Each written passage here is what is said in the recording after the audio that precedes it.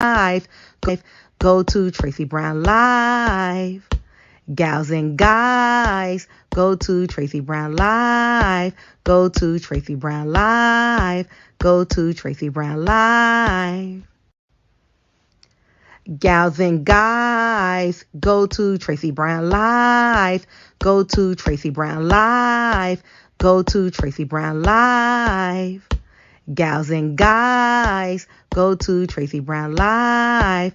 Go to Tracy Brown Live. Go to Tracy Brown Live.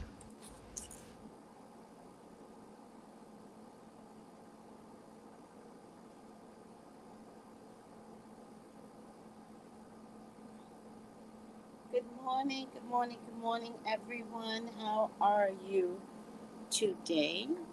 Good morning.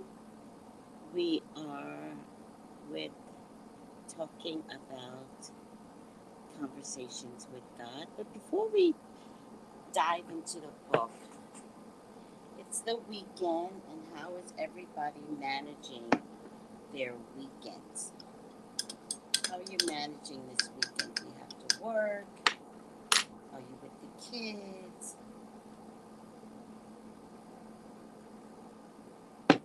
Remember, between Saturday and Sunday, to have a sense of peace, fun, quiet time, whatever something for the weekend is meaningful for you. Or if you say, God, I just wish I could do this, then just do it, right? Hi, Sabrina, how are you? Welcome and good morning. Good morning, everyone. Good morning, Sabrina. All right, so we're just gonna dive right in. Ugh, I am hot. I hear the weather is hot over there somewhere too, in the in these United States. Hot over there too. The weather is not letting up. When I was growing up, right after Labor Day, man, that wind started kicking in, and you had to wear your light jackets and sweatshirts again. I'm finding that that's not necessarily the truth anymore. It's already September 9th, and you guys are hot, hot, hot. And then we have something racist called Indian Summer. Why did we call it Indian? In any case, that's how I grew up. And Indian Summer is usually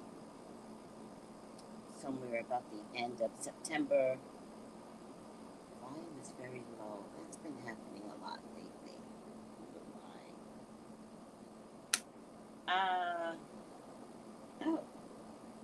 Oh, because I have the wrong ones in. Oh, hold on, child. This ain't the right ones.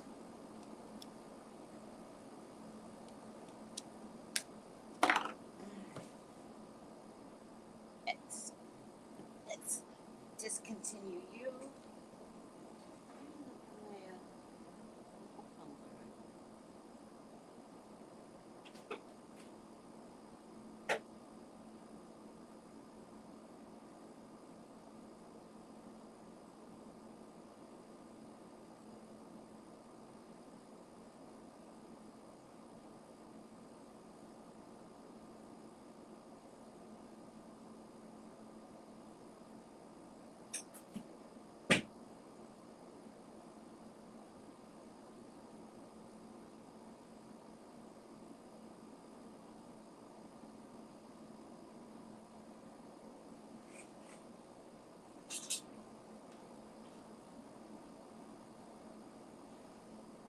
Let me try again. Let me discontinue the other headphones. I don't even know why.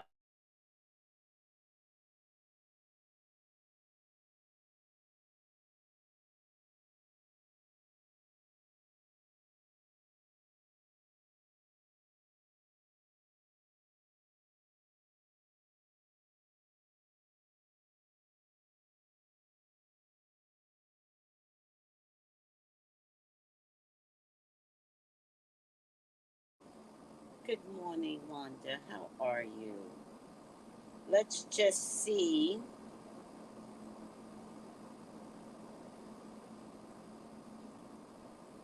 I shall not want, you shall not be in need. Oh, oh, thank you for teaching me. I love that.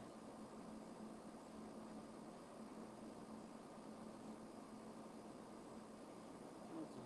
I love that. All right. I think I'm fine. I think. Who knows? My channel. And I just hear myself talk. Hello. Testing. Good morning, Tracy and family. It's Super Saturday. Yes. I believe in Super Saturday.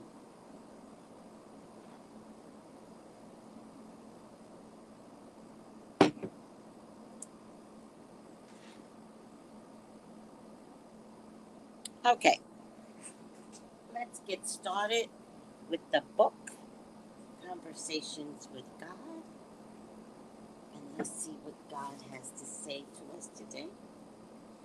We are on page 85.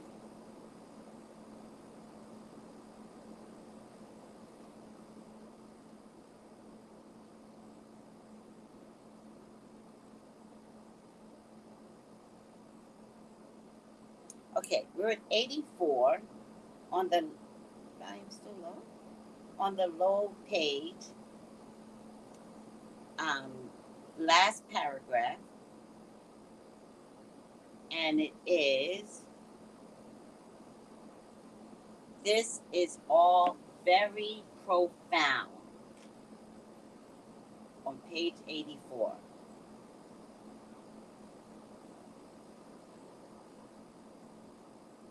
This is all very profound. Push it back. All right. This is all very profound, says Neil, and I thank you, he says to God. No one has ever said these things to me, at least not with such simplicity. I am trying to understand. I appreciate Neil saying how hard he's trying to understand. I am trying to understand. Really, I am. Yet some of this is difficult to grapple with. You seem to be saying, for instance, that we should love the wrong so that we can know the right. Are you saying we must celebrate the devil, so to speak?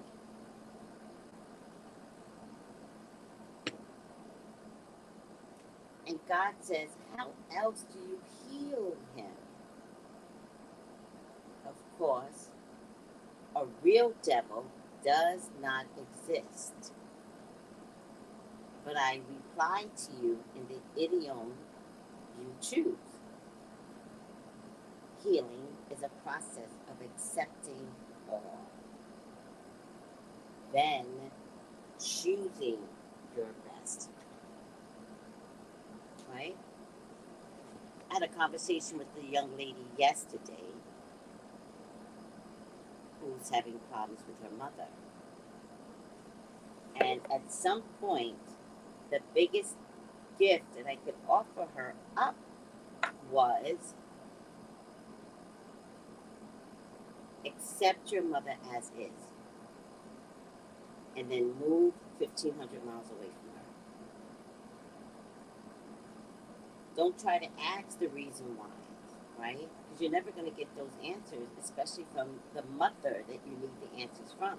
You're not going to get it because that's control, that's narcissistic behaviors. So whatever it is you think you need, it'll never be provided. But if you can just say, I accept you for who you are, mother, and I'm out, but you don't have to say it to her, the action of just separating from her is a form of healing. daughter. And then I said, and be mindful on any phone calls that you answer with her, any text message that she puts through, right? Because they can be very volatile when the person begins to recognize that you've shifted. So when you've shifted, you don't want to read a text message where your mom is calling you a bitch. You bitch, how come you don't answer your phone? You want to be able to block the phone for a little bit. And then after 30 days, you can text your mom or you can call her. Just call her and say, hi, sweetie. And when she begins to go off, just say, Mom, I've got another phone call. I gotta go. Right? I don't believe in challenging your mom. I don't think that is the firepower you need. Right? Tit for tat. Right? Because what if your mom has mental illness? So you're fighting something that even she cannot control. Right? And all she knows is this spirit inside of her, which says, everybody's attacking me, so I'm going to attack everybody. But it's her personal mental illness that's never been organized, right? Because blacks don't go to counseling. So if you're talking about your mom, I'm pretty sure your mom was in an era of a lack of counseling. And so you have to accept where she's at, how she got there. And you change. But you change for your own personal healing. Not the healing of, I'll get her back. Not the healing of, the next time she cursed me out, I'm gonna ram her ass. It's never gonna work out for you. The higher power is to just remove yourself from a situation. I personally, I had to stop going to family reunions. Because all I did was get insulted at the family reunions. And then when I come back at somebody, like, I'm tempered at what I say because I could rip somebody to shreds. You think you have a filthy mouth. I have the filthy mouth. So I'm always like, do you really want me to rip into you? Do you really want me to tell you about yourself? Because you think it's okay to tell me about myself? So rather than have that investment of knowing I was going to a barbecue, a family barbecue, fighting with people, just stop going. And at first you miss it, right? But then you realize you're missing people laughing at you, and if you're not laughing, if somebody's not laughing at you, then you join in laughing at somebody else. You're just so grateful that it's not you. It's not even your personality. So everybody winds up having a good time in a toxic, heightened, drunken kind of way. That's unhealthy. And I had to figure all of this out on my own. All of it. I just had to decide I choose emotionally better for myself. And I had to decide this for my son too, right? In my family, boys are not valued, right? And so I didn't want my son to come around being put down because I can't, it would be hard for me to shake it off of him when somebody put something inside him. So I was like, you know what? His father's side is quieter, more disciplined, not so like laughing like hyenas. And I was like, I'm just gonna let my son stay on his father's side. I bring that up because change is required, right? Not the change of challenging your parents, but change is required for you. And so in this book, when God says healing, healing, healing, healing, do you want to heal? Healing is the process of accepting all. Then choosing your best. That's profound to me.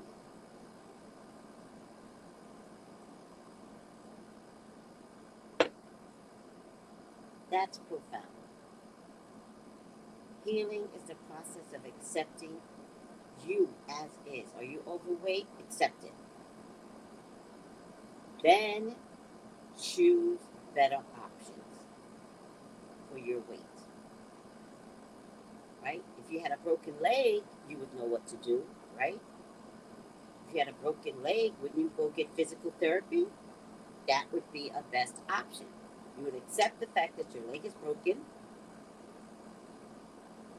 You would go somewhere to get it mended, go somewhere like a doctor to get it repaired. Then you would go to physical therapy and you will stay in physical therapy until you can walk again. Why is that any different with your mental health?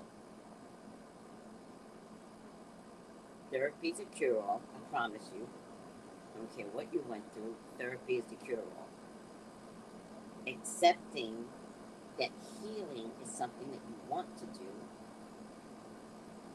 but accepting that healing is a process of knowing I'm healing because my life is fucked up. I'm healing because I drink too much. Right? If you drink too much, you have got to acknowledge I drink too much. It's okay. It's never going to be the end of the world, but it's the drinking in the closet that doesn't let you heal. It's the healing up. Same for drugs. You can't take a hit and believe that you're going to heal. I'm just going to take this one hit. It doesn't work that way. You have to say to yourself, I'm a drug addict. I'm a prescription drug addict. Right? Accepting that, and then the healing begins. But only by way of choosing your best options.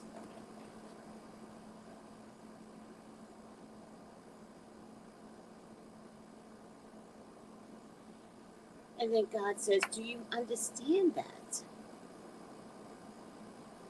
You cannot choose to be God if there is nothing else to choose from.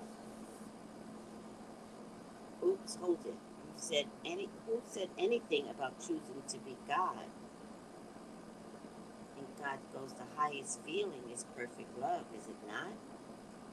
And Neil says, yes, I should think so. And can you find a better description of God? And Neil says, no, I cannot. And God says, well, your soul seeks the highest feeling. It seeks to experience, to be perfect love. It is perfect love. And it knows this, yet it wishes to do more than know it. It wishes to be in its experience. Of course you are seeking to be God. What else did you think you were up to? Oh, wow, that's profound. I didn't know I was seeking to be God.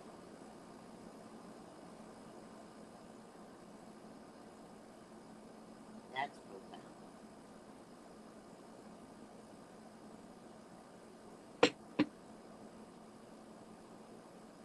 I'm seeking to be God. You're seeking to be God. Sometimes in our everyday life, when you're depressed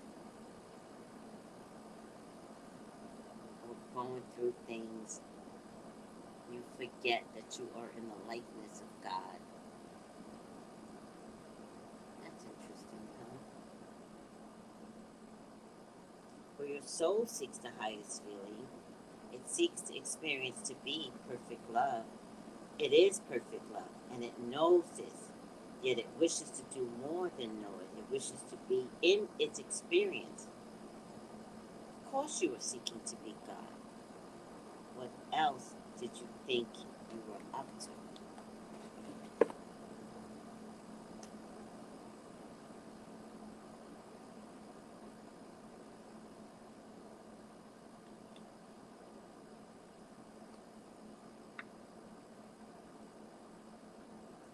don't know. I'm not sure. I guess I never thought of it that way, says Neil.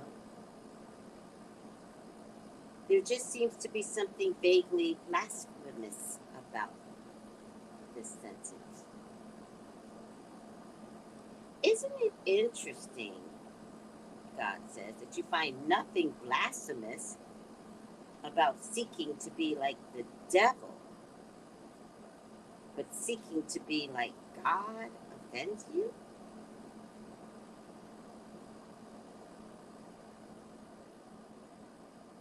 Now, wait a minute, says Neil. Who's seeking to be like the devil? And God goes, you are. You all are. You've even created religions that tell you that you were born in sin. I always wondered about that. Did anybody ever wonder about that? Like, why was I born in sin? No one ever questioned that? Do you know it took me years to baptize my son because I didn't want to believe the church that said you had to baptize your child because they had the mark of the beast on him, and they had. Is that a cat? Do you guys have the same problem? They have the mark. They come with this original sin. That's what they call it.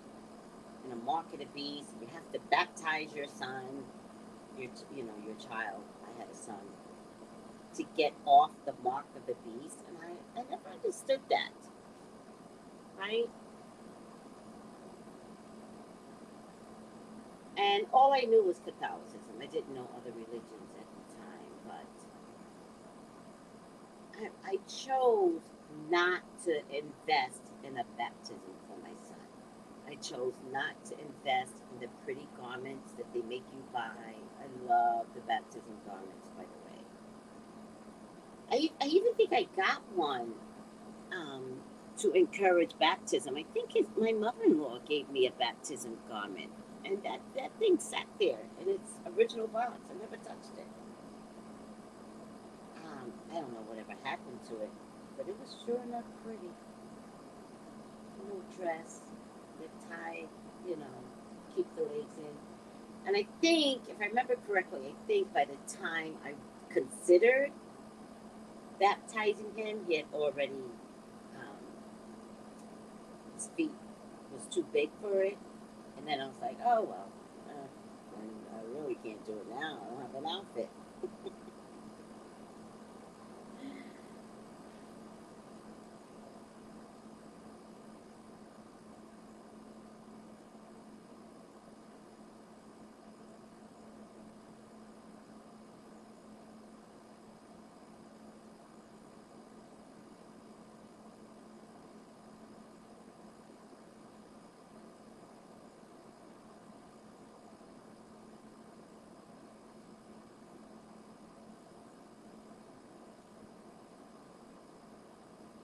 So I didn't get my son baptized. And then he was like, I don't know how old he was. I don't know if he was 10 or something.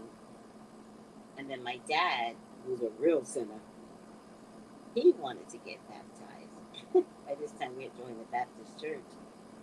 And he wanted to get baptized. And I was like, bet, like, you need baptism. I told my dad, like, that, let's do this. You need to be baptized. And I think my dad convinced my son to be baptized as well. Funny. I think my dad convinced him, but my son was baptized in a Baptist church. So I didn't really care. He could have been baptized by the river, non-denominational. I would not have cared. Um,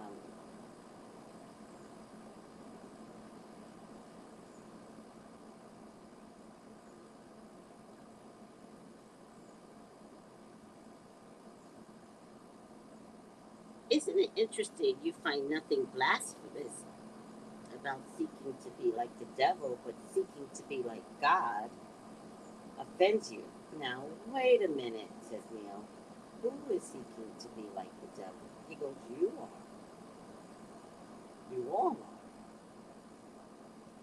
even created religions that tell you that you are born in sin, that you are sinners at birth, in order to convince yourselves of your own evil. Yet, if I told you you are born of God, that you are pure gods and goddesses at birth, pure love, you would reject me. Wow. All your life you have spent convincing yourself that you are bad. Not only that you are bad, but that the things you want are bad. Isn't that the truth? Sex is bad, money is bad, joy is bad, power is bad. Having a lot of bad is a lot of anything. Some of your religions have even got you believing that dancing is bad, music is bad, celebrating life is bad. Soon you'll agree that smiling is bad, laughing is bad, loving is bad.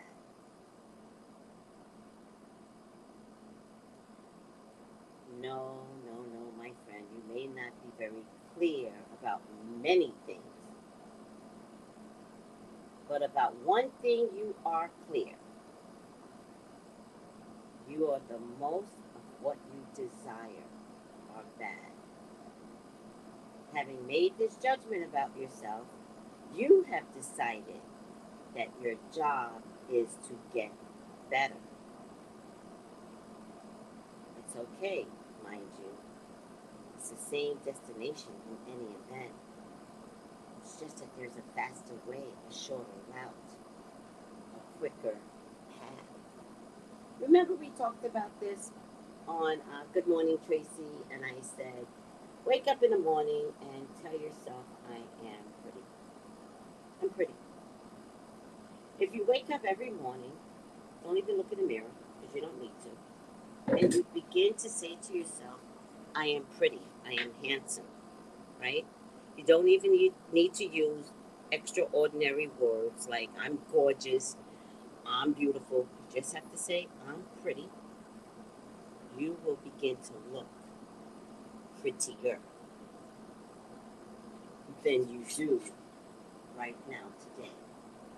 Because your body will receive the words and believe it because you're thinking it, speaking it into existence. And your body will say, well, goddamn, I like pretty.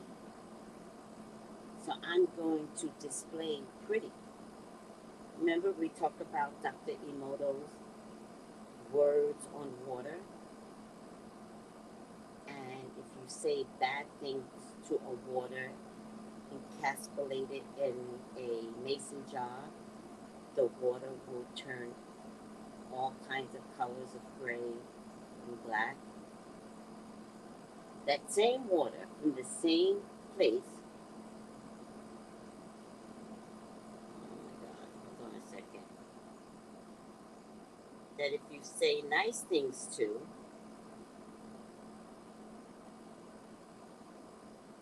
um, that if you say nice things to, you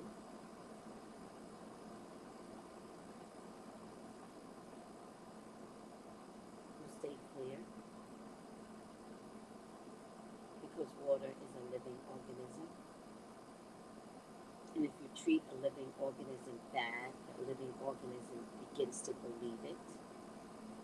So when you have a narcissistic mother that is treating you bad and making you feel guilty because you're not doing the things that they want you to do, but putting you down at the same time, right? You begin to believe it because every cell in your body begins to believe it. And then your beauty goes, you become overweight, you marry people that are like your narcissistic mother or father. I'm putting it on women today, but mother or father. And then nothing inside your soul believes that you are the greatest that ever woke up today, the greatest to ever be born, the greatest to ever wake up. And then you feel guilty if you start teaching yourself that. I, you know when I found out I was pretty? Not that I don't remember my mom not telling me. My mom told me in a roundabout way. So my mom had a terrible habit, I realize now, I didn't know it back then, of buying me the most gorgeous dresses. Elaborate, gorgeous dresses to wear to school. Obnoxious, gorgeous dresses to wear to school. And then I would put the dress on, and she would say, "Oh my God, that dress is so cute. You look so cute." And I never realized she wasn't telling me that I was pretty. So it was a full investment in me. I didn't realize that, and that's how I spent my whole life putting on an outfit that she brought, her taste, and then loving how I looked based upon her choosing something for me. But I do remember that if I chose something for myself, she would say, I don't know if that looks good on you. Go put on one of the dresses I brought you. I didn't see any of this as bad at the time because I'm a Leo and I'm self-absorbed. I took the compliment as she was talking to me personally. I didn't realize she wasn't talking to me. I can tell you that because she never said I was pretty, I didn't realize it, and this is a recent revelation. I didn't know that I was pretty. I was operating as is. So that means I was getting up, showering, putting on makeup, walking out in the world, not because I thought I was pretty. And I remember in the beginning years of putting on makeup, again, because I didn't have a measure of pretty, I would put on makeup like a fucking clown because I was trying to be pretty. I still love makeup to this day, right? I don't believe it when some stupid man goes, "You don't need makeup." Yeah, fuck you and fuck your penis. Like, stop. I like makeup and I will always put on makeup. But that's not the point. The point is that in the beginning of putting on makeup, I used to put on makeup to combat the fact that no one ever told me I was pretty. And it wasn't until I was like 16 years old putting on clown makeup, or makeup that was very clownish. And it wasn't until I was about 18, 19, 20, all the kids were looking back at old pictures. And I realized, wow, is that how I looked? And no one told me, one. So were you all laughing at me? Right? But at least God gave me discernment to go, yeah, look back in your pictures. You did not apply your makeup well. And I was about 35 years old, cut to 35 years old, and standing next to a woman who I believe was a mature woman. She might have been 50, I might have been 35. And she said something, yada yada, "You're so pretty." Not a response from her, not one. And then she realized, and she was like, "You don't know you're pretty?" And I was like, "Oh no, am I?" And she goes, "Tracy, you're very, very pretty." And that was the first time someone ever said it to me. And by the way, I had been married. And that was the first time someone said, "You are pretty." And I thought, I'm going to operate differently from this point on. From this point on, I'm going to walk out in the world as pretty. Not as I think I'm pretty, not as I think I'm cute, as is, as pretty. And because I chose that route of knowing that I am pretty, pretty stayed all my life. Even as I'm getting older, I could see the shift in less pretty. I'm like, oh Lord, you give us old age and you want to take away our beauty, God. Like, do you hate us?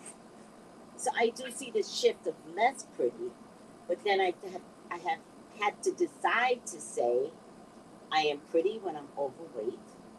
I am pretty when I'm not overweight. I am pretty getting older. You're right. It is shifting. Things are shifting. You're right. It's supposed to shift. But I'm still pretty. And that's now how I walk out into the world. I walk out with my age, which we don't talk about. It's the age of Bruno 2 times over. We don't talk about my age because I will kill somebody. But I still walk out believing with every cell in my body that I am pretty. And it has saved my life. And I'm no longer waiting for someone to validate me. Everybody can go to hell. I am telling myself that I am pretty. My cells in my body believe it by the test of Dr. Emoto. If I believe it, my cells believe it, and only pretty cells will exude because everything in me believes. And that is where God resides. God resides in me believing that I am pretty. And then, just to add, more to it, then I don't carry jealousy. Funny thing, I don't carry jealousy for the youth, except lately I'm watching girls with little skinny waistlines, and I'm like, damn. But that's not jealousy, just like, damn.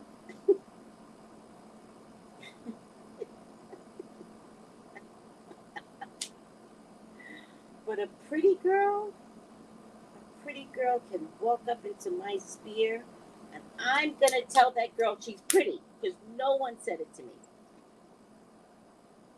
Look pretty. I do it all the time because I never want anyone to have my experience, not knowing until they're like 35. But I'm of gratitude that the woman said it. She was sent by God. Mm-hmm.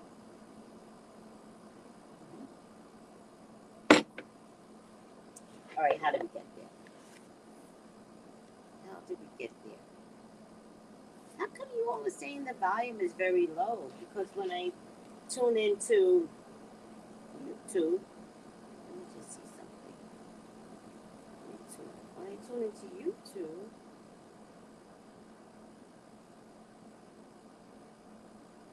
let me take it off.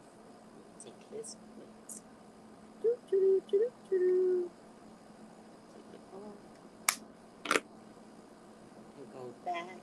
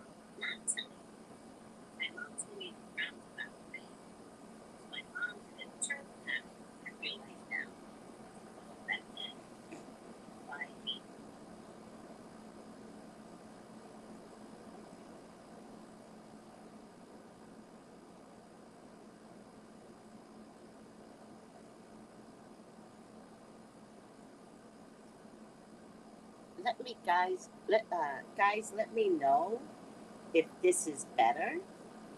I can't tell by way of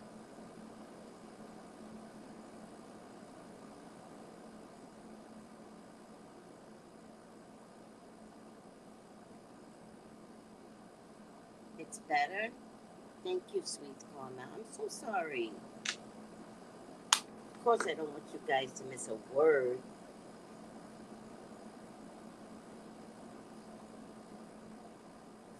I'm trying my best, but we're still in Mercury retrograde, so God knows. Everybody's messing up. Cash App is messing up.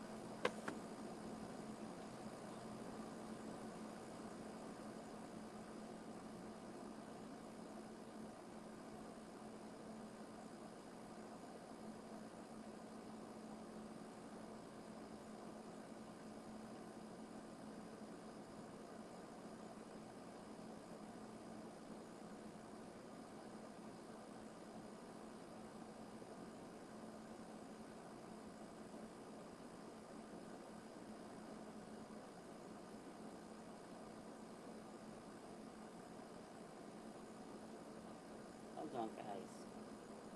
See, that was the problem. Oh my God. I have to figure something out. Okay. Um. Oh, maybe. Oh, I think I know. Oh,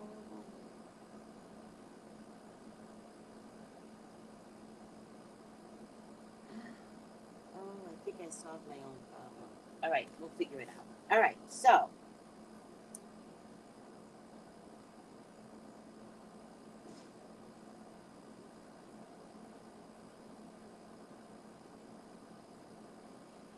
God says, no, no, no, my friend. God says, no, no, no, my friend. You may not be very clear about many things, but about one thing you are clear. You and most of what you desire are bad. Having made this judgment about yourself, you have decided that your job is to get better. It's okay, mind you. It's the same destination in any event. It's just that there's a faster way, a shorter route, a quicker path, which is the reason why I brought up the part about accepting yourself as pretty. Hi, Sandra. Accepting yourself as pretty, right? Because if you start your day accepting yourself as pretty, I am pretty, that's the fastest route. If you start your day wanting your husband to tell you how pretty you are, well, that could take forever depending upon the type of man that you have in your life, right?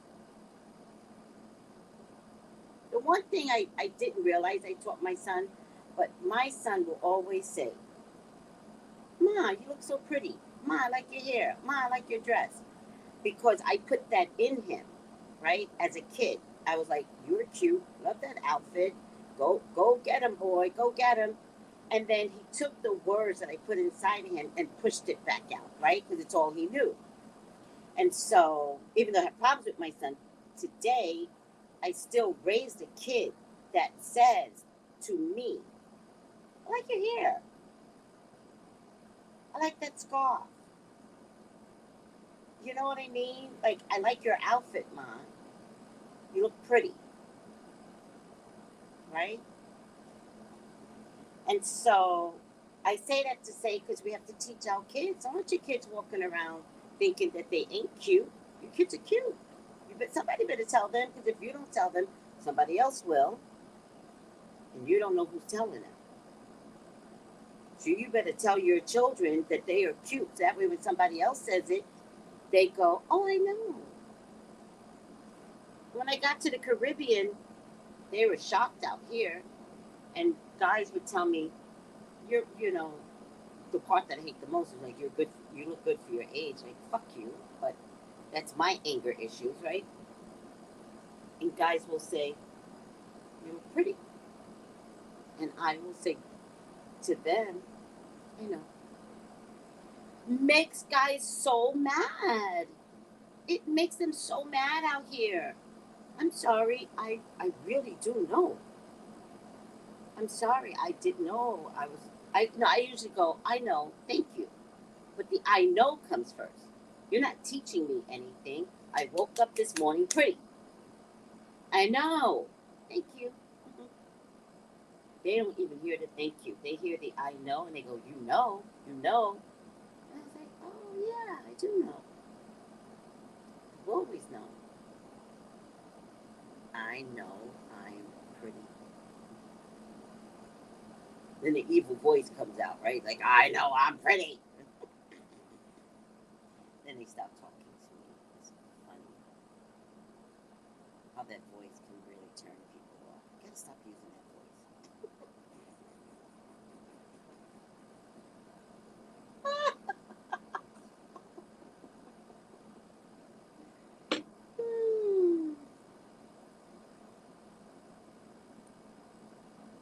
So we want to get to the destination of anything quicker, right? You don't want to wait till you're 60 to figure out. Heck, come on, you guys have done it. You look back in your pictures and you go, oh my God, I was so skinny. Why didn't I see it? Because we were too busy not loving ourselves.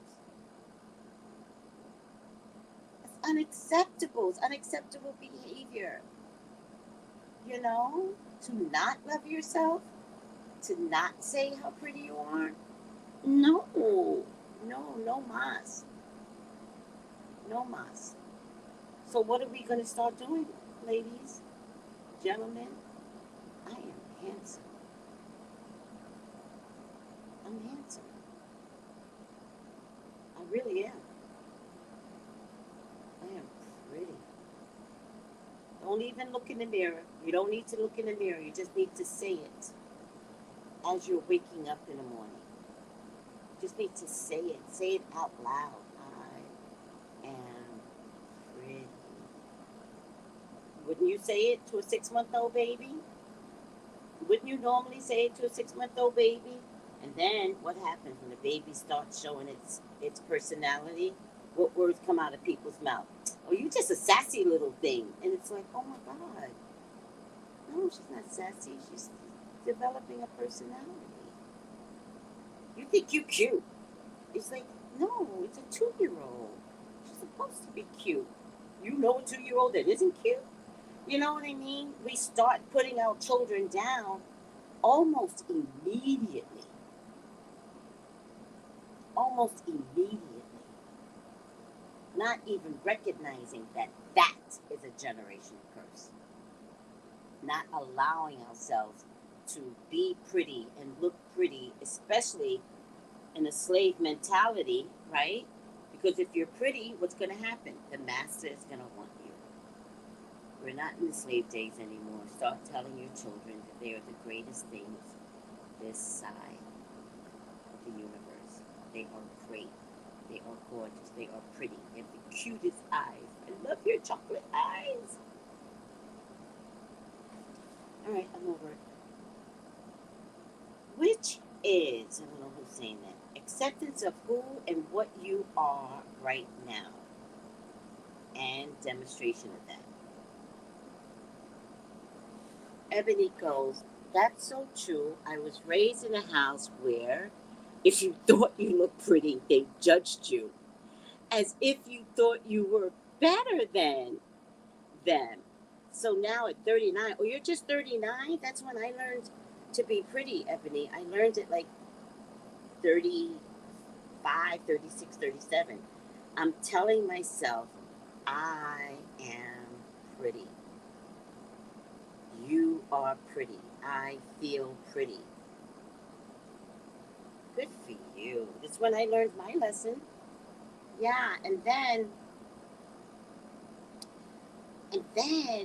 I would say it so much to myself that I started operating as if I were pretty.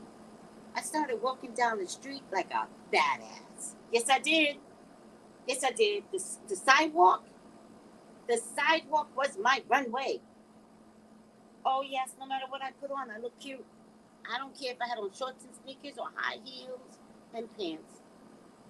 Short skirt, boobs out, boobs in, turtleneck. Once I started, and you're young, and once I started recognizing that I am pretty, man, my shit didn't stink. Ever. Yeah. Because I told myself I look good today. I look good in my outfit. My hair's hooked. My face is on point. Nobody can put me down. Nope. Not at all. There's nothing better, by the way, when you believe you are pretty.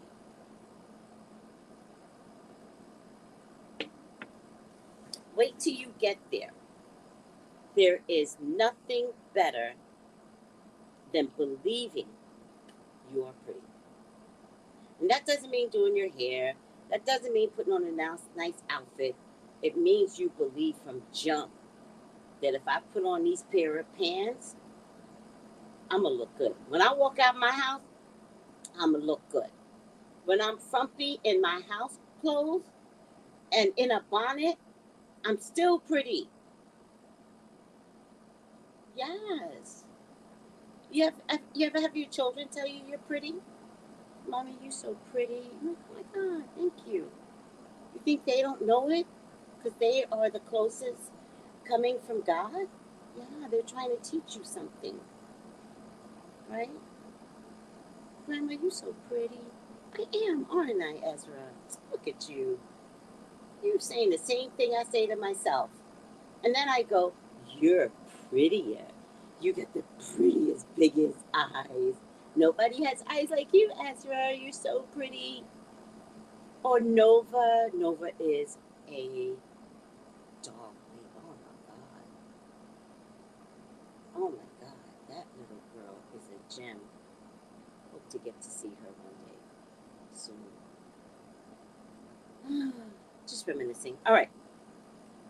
Acceptance of who and what you are now and the demonstration of that. This is what Jesus did. It is the path of Buddha, the way of Krishna, the walk of every master who has appeared on this planet. Think Jesus is your only master? Jesus is everything, but not every religion has the Jesus that we know, right? Because the funny thing is, Jesus is Buddha. Jesus is Krishna. Jesus was Mother Teresa. Jesus was Martin Luther King, right? Everybody's waiting for the second coming of Christ, and God is like, I'm here. Funny thing is, I'm always returning. All right. Every master has had the same message. What I am, you are. What I can do, you can do. These things and more shall you also do. Yet you have not listened. You have chosen instead the far more difficult path of one who thinks he is the devil, one who imagines he is evil. You say it is difficult to walk the path of Christ, to follow the teachings of Buddha, to hold the light of Krishna, to be a master. Yet, I tell you this, it is far more difficult to deny who you are than to accept it. Let's stop for a moment and let's talk about all my spiritual people that are more spiritual than me. And yet you stop yourself from being spiritual. Why? Because religion said it is evil if you talk about spirits, tarot cards. I don't know what else. What else is there? Protective eye. I don't know. Because your mama said, don't talk about that shit in my house. That's the devil's word. Don't talk about that shit in my house. And it's like, well, Mom, like I really do see spirits. And it's like, yeah, don't. We're not discussing this. You don't see nothing. So it's funny how, people can convince you what you're not. right? And then you get to this age of post COVID, right? And everyone is like, Tracy, I feel this. I have such this, that, and the third. And I'm like, yeah, I believe you. You all talk to me like I don't understand what you're going through. It's really funny because you all go, Tracy, I know this is going to sound crazy. I'm like, it's not going to sound crazy. I do this for a living. Just tell me, talk your talk. What is going on? And then you all start to talk, and I'm like, no, that's normal. That's normal. When you enter the spiritual world, you will begin to see triple numbers. That's the way the spiritual world helps you to recognize that you have entered into a different space, right? And now they can get you to talk about it, right? You think the same thing didn't happen to me? It was so funny when the spiritual numbers showed up. Always 3 o'clock in the morning, 333, 555. I had no one to talk to about this. But I was lucky to be a part of psychic stores, and so I would go to another, psychic, and I'd be like, "Come on, I'm always seeing the letter three, the numbers 333 lately. It's weird." And they'd be like, "No, no, no, no, it's not weird at all. It's this, that, and the third. It's very normal." And the person that's telling me this looks whacked fucking out, right? They're wearing black lipstick and has the weirdest hair and the weirdest jewelry on, always a pentagram. By the way, I don't want to really bust your bubble, but the pentagon, the pentacle is a symbol of God. But I'm afraid to start telling you guys about all of that because the pentacle is devil's work. No, it's not. It's not really. I mean, look it up. Everybody, look it up. Look up what I did it the other day. What is the sign of God? Let's see. What is the sign of God?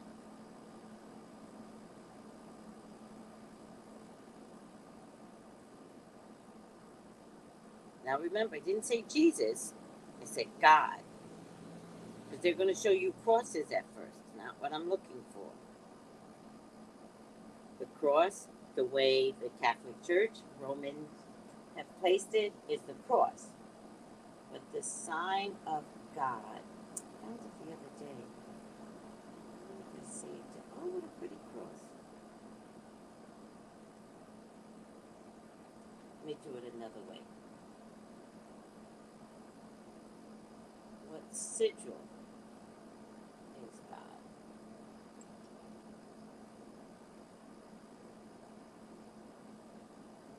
Seal of the truth.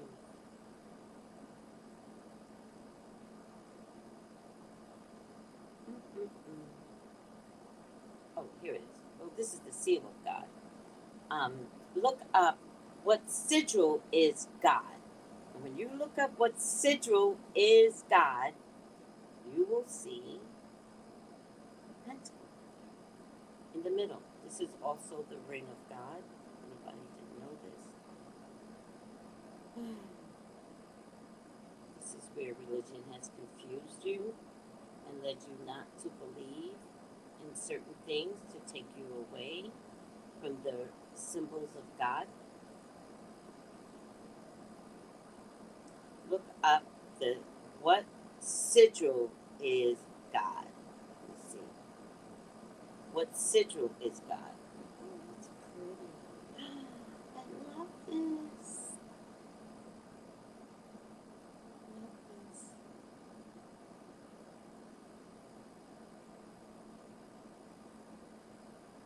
Oh, I love it.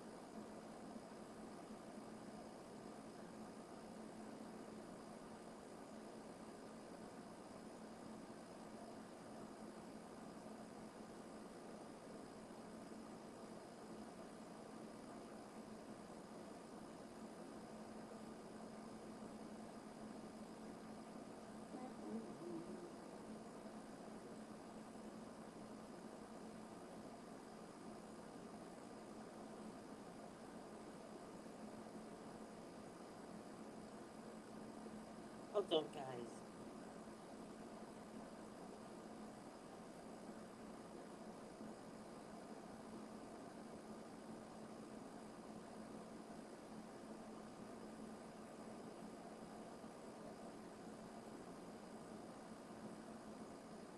So, did anybody look it up? What is the sigil of God? Because you're going to be shocked. You're going to be shocked. Yeah. The sigil of God has a pentacle in it. The ring of God. It's a long story. It's something about, I don't want to bring it up right now because I'm not sure what you all are ready for. Oh, but this is the seal of God. I apologize. The seal of God. It's also the symbol of the ring of God that represented God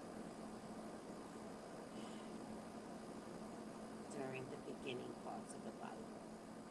In any case, I want you to know that what we call the pentacle, right? It's all trickery, that you have been tricked to hate the pentacle so that you could depend solely upon church teachings when it is the sign of God. All right, I know I said too much. You guys ain't ready. You are ready. You know how I know you're ready? Because I would be reading this book. You guys wouldn't be here if you weren't ready. You all are ready. You are. You're ready to receive alternate information. You may not be ready to speak it out loud like I'm doing, right? But you are ready, begging for new information because you all know your churches aren't teaching you, right? You know it, but you don't know how to explain it to people. You just know it doesn't feel right. So you go with your feelings, and after a while, you stop going to church because you know that what they're feeding you, something about all of that ain't right. So you just stop going, and then you don't get fed anymore, right? And it's not okay to be hungry for something, literally, hungry for literally, and for someone to say, well, go to McDonald's dollar menu. And you do that, right? Because you're hungry and you have limited resources, right? All you ever knew was your church, right? No one would even encourage you to go to another church to see what they say, right? And you should have fear of going to another church because all churches want to do is pull you in, suck you in, and then tell you everything you've ever learned in your previous church is wrong. No, everything you ever learned in your previous church is right and wrong, right? Because no one religion is so perfect. You know why? Because they bring other rules into it. That's the umbrella of the church that makes the religions crazy, right? And so if you visit another church, what's the first thing they try to tell you? Well, we don't put a cross up in our church with Jesus on it, right? That's what happened to me because I went to Baptist. And they were like, we don't put a cross up with Jesus on it because Jesus died. Jesus was taken off the cross. So our crosses never have Jesus on it. Well, that makes sense to me. That totally makes sense to me. I also went to that same very church that had a whole something called a motherboard.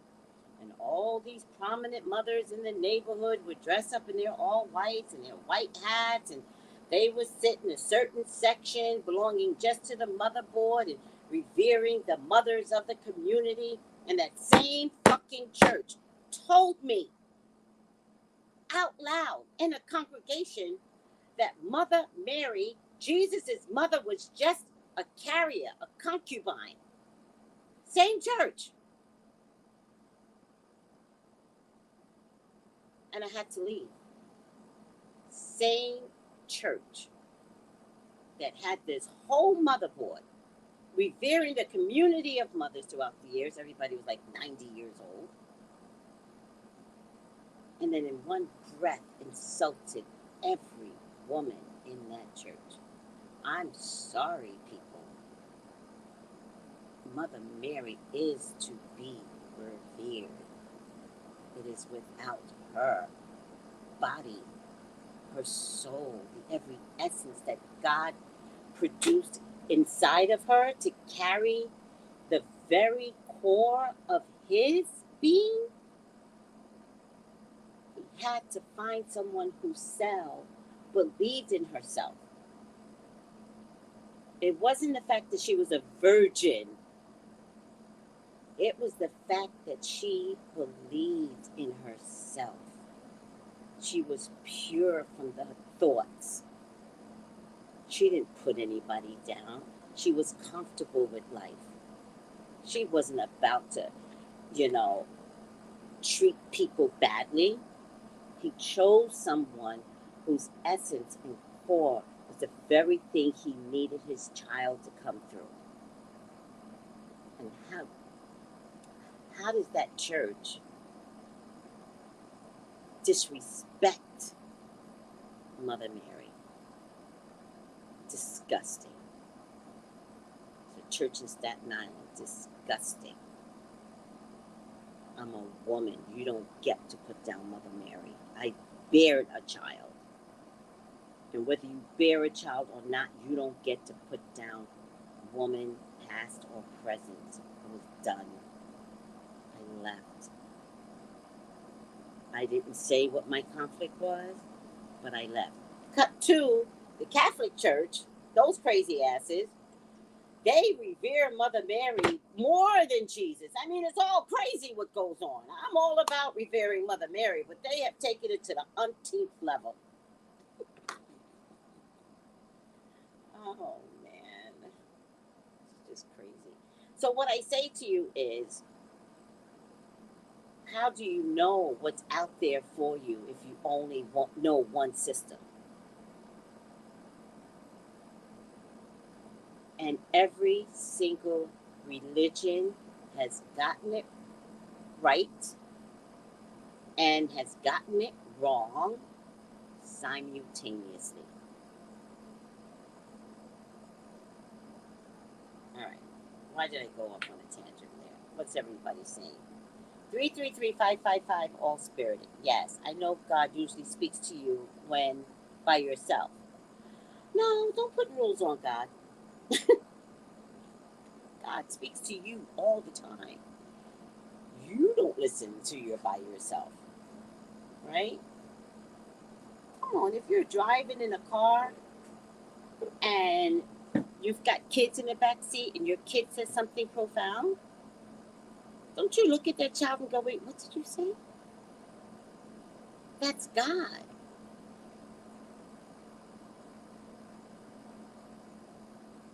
That's God.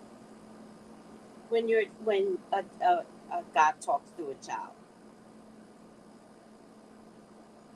Do you understand?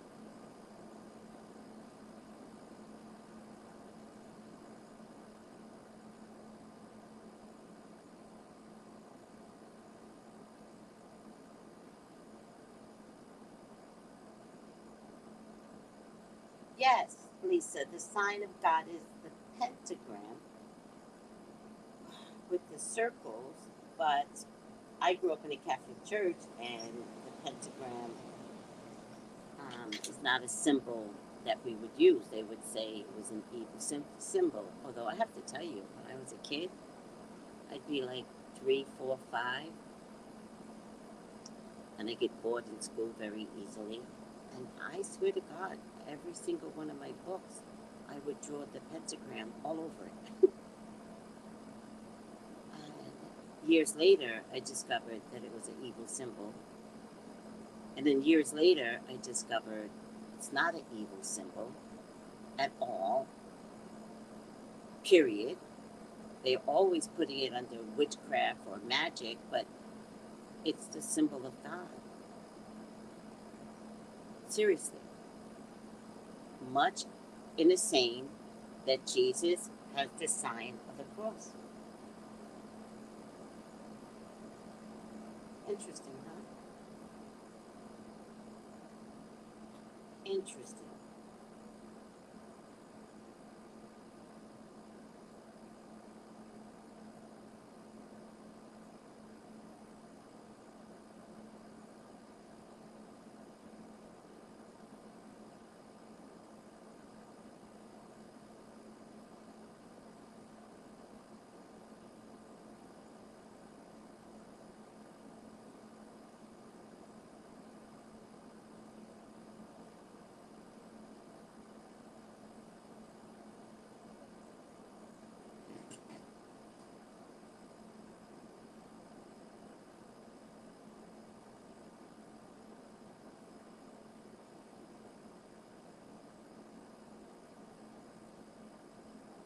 Hold on.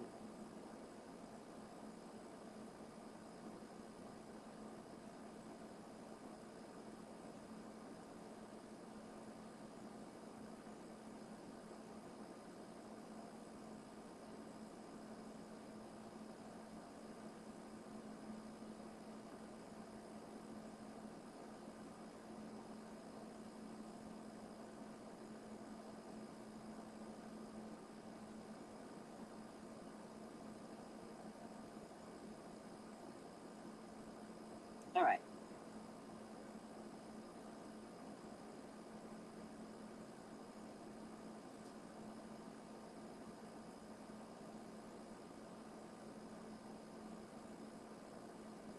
All right. All right.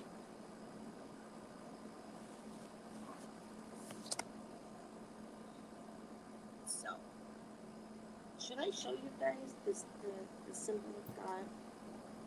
I don't want to hurt you guys, though. I'm trying to be very caring. Trying.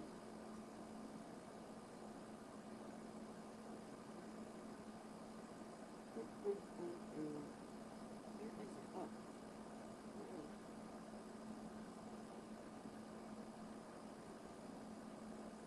this is a sigil God.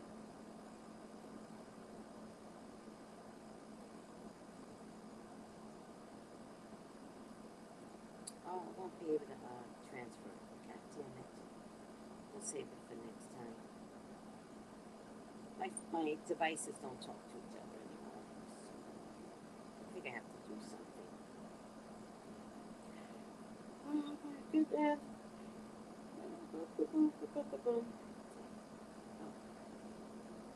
Oh, I think I can send it. Hold on. I can do something.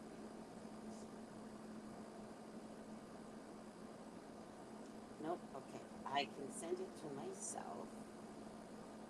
Tracy.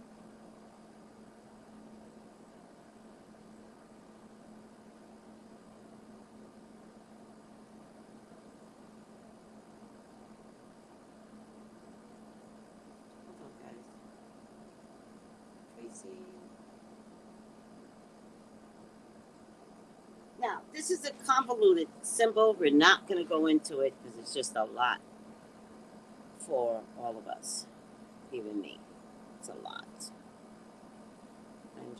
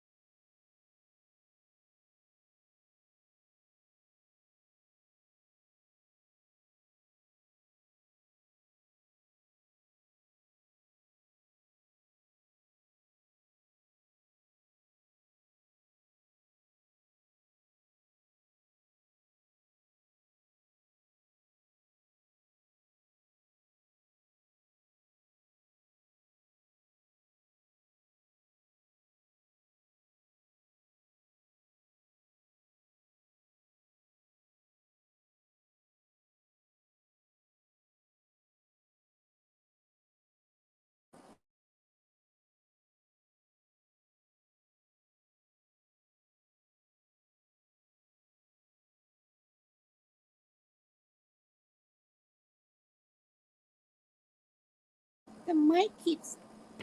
Oh my God, I'm so pissed right now. Let's start over.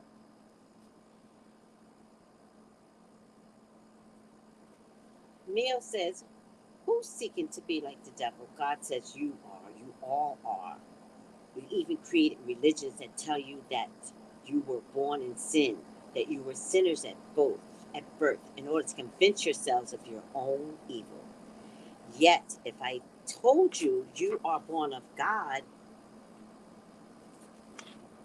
that you are pure gods and goddesses at birth, pure love, you would reject me. All your life, you have spent convincing yourself that you are bad. Not only that you are bad, but that the things you want are bad. Sex is bad. Money is bad. Joy is bad. Power is bad. Having a lot is bad. A lot of anything is bad. Some of your religions have even got you believing that dancing is bad, music is bad, celebrating life is bad. Soon you'll agree that smiling is bad, laughing is bad, loving is bad.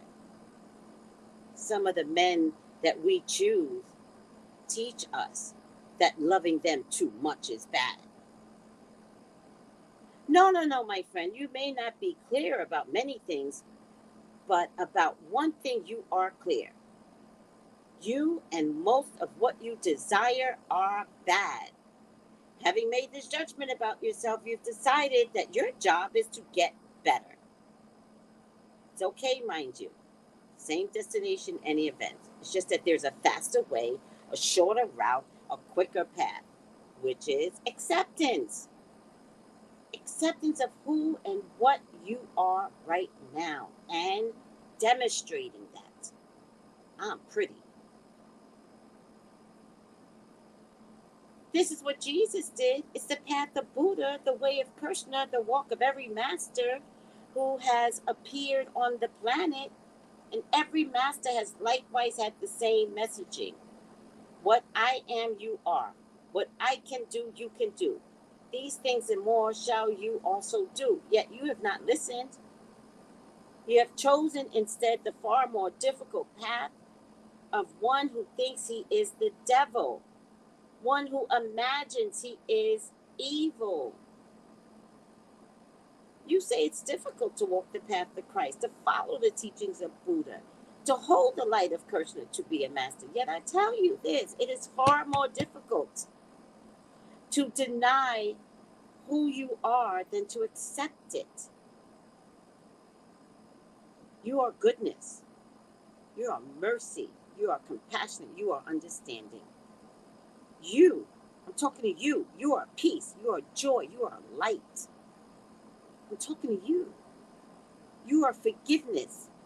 You are patient. You are strength. You are courage. I'm talking to you. You're a helper in time of need. You're a comforter in time of sorrow. You're a healer when someone's injured. You're a teacher when someone is confused. You are the deepest wisdom and the highest truth and the greatest peace and the grandest love. It's you. You are all these things. And in moments of your life, you have known yourself as these things. Choose now to know yourself as these things. Always.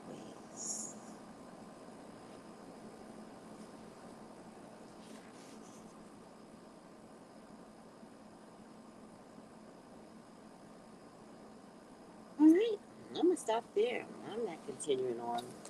I think that was a good session today, if I must say so myself, because I believe in me. I was good today. I did an amazing job today. Y'all better say that at work on Monday or tomorrow or today. I did a good job today. I'm amazing. No wonder they hired me. All right, guys. who loves you. I do. I hope you got something out of today's session. Even if you learned that the sigil of God is a pentagram, it's a pentacle. All right, I'm not trying to hurt y'all. We will have further discussions, but I really would like to know if someone gets more validation about the pentagram or the pentacle, because once something has been structurally changed inside of you, then more information comes in to validate. So it'd be interesting. I love you guys. I'm going to let you go because I like to end on this wonderful note today. And see you when I see you. I love you guys. Take it easy. Bye. See you next week. Bye.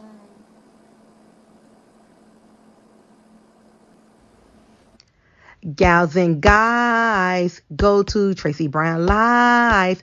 Go to Tracy Brown Live. Go to Tracy Brown Live. Gals and guys, go to Tracy Brown Live. Go to Tracy Brown Live. Go to Tracy Brown Live. Gals and guys, go to Tracy Brown Live. Go to Tracy Brown Live. Go to Tracy Brown Live. Gals and guys, go to Tracy Brown Live. Go to Tracy Brown Live. Go to Tracy Brown Live.